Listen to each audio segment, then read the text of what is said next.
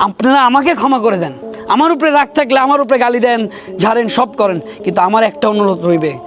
দীর্ঘ প্রায় 9 মাস কারাগারে থাকার পর অবশেষে ছাড়া পেয়েছেন তৌহিদ আফ্রিদি।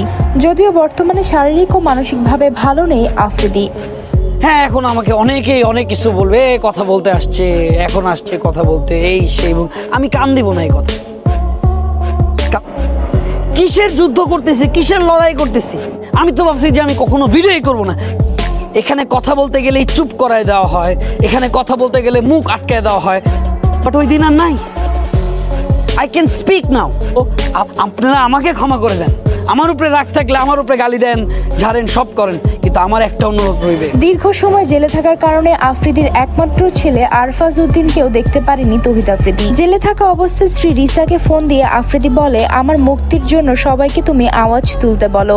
ভুলে যেতে না, আমি আছি, আমি এখনো বেঁচে আছি। ওদেরকে বললো কেউ তোমাকে ভুলে নাই আফ্রিদি, কেউ ভুলে নাই।